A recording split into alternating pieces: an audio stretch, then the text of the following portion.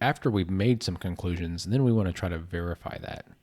And this is when we check for the soundness of our tentative conclusions. And there's basically two ways to look at that. We can look at data quality, and then we can test whatever explanations we've come up with. Okay, so let's look at data quality. If we want to determine if information that which we made our conclusions is good, we can do it one of two ways. We can look at representativeness and researcher effects, and we're going to talk a little bit more about each of those. Representativeness. So, is the information you collect or gathered typical of the people, organization, or events being studied? So, does your information really represent real life situations, the real people, the real organization, the real events, the real culture of what you studied? In general, you can get better information by conducting more interviews, doing more observations, and looking over more documents. You can also do random selection of people in the study.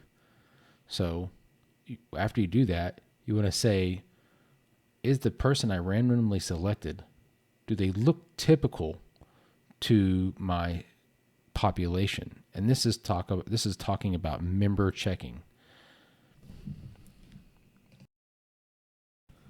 We also need to make sure we're looking at researcher effects.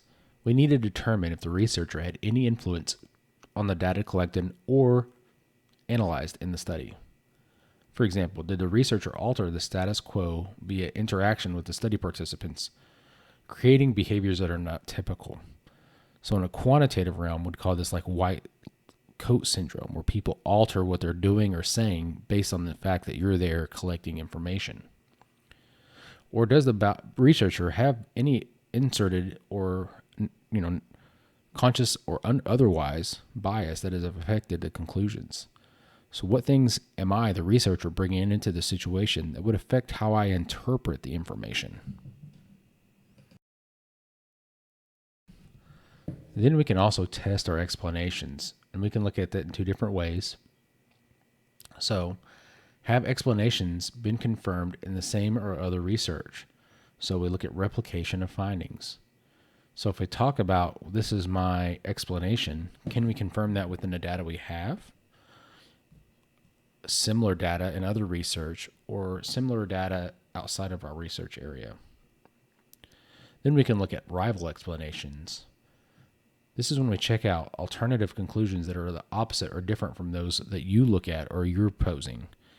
So if somebody has an alternate explanation, as we compare and contrast and look at how and why they're different.